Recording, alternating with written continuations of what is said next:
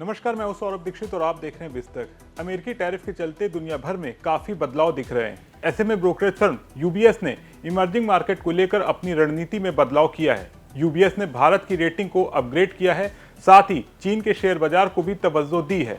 आखिर यूबीएस की रणनीति क्या कहती है, इस वीडियो में हम समझेंगे कि भारत के लिए खबर क्या मायने रखती है और निवेशकों को क्या रणनीति अपनानी चाहिए। यूबीएस ने भारत की रेटिंग को अंडरवेट से बढ़ाकर न्यूट्रल कर दिया है, यानी यूबीएस ना तो भारत को बहुत कमजोर मान रहा हो, ना ही सबसे मजबूत। ये बदलाव ऐसे समय में आया है जब ग्लोबल मार्केट में अनिश्चितता, अमेरिकी टैरिफ की मार दिख रही है। यूबीएस ने भारत के लिए जो 4 बड़े पॉजिटिव बातें कही हैं, उनमें पहली, ईपीएस यानी कंपनी मुनाफे में स्थिरता। यहां तक कि वैश्विक संकट में भी भारत की कंपनियां ठीक से प्रदर्शन कर रही हैं। दूसरी, कम तेल कीमतों से फायदा। भारत एक तेल आयातक देश है और गिरती तेल कीमतें इकोनॉमी को सपोर्ट करती हैं। तीसरी, बैंकों की रणनीति।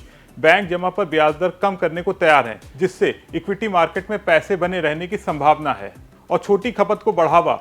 सरकार को उम्मीद है कि कंजप्शन को सपोर्ट मिल सकता है। हालांकि यूबीएस ने भारत की स्थिति सुधारी है, लेकिन उन्होंने अभी भी चीन को भारत से बेहतर विकल्प बताया है। वजह क्या है? भारत के स्टॉक मार्केट की नींव अभी भी कमजोर मानी जा रही है। यूबीएस ने कहा है कि भारत में निवेश को लेकर सरकार की नीतियों की दिशा स्पष्ट नहीं है।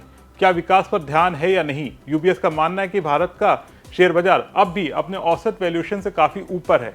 यूबीएस का मानना है कि भारत ग्लोबल सप्लाई चेन में कितना फायदा उठा पाएगा, ये कहना मुश्किल है। ट्रेड डील्स और कृषि जैसे संवेदनशील मुद्दों पर ध्यान जरूरी है।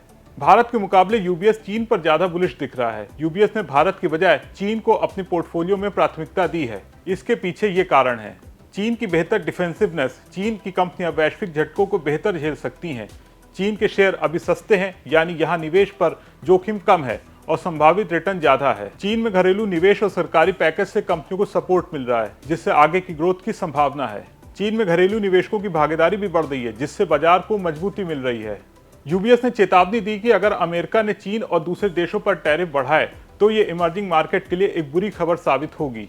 एमएससीआई ईएम इंडेक्स की 35% कमाई एक्सपोर्ट से आती है, जिनमें से 13% अमेरिका से है।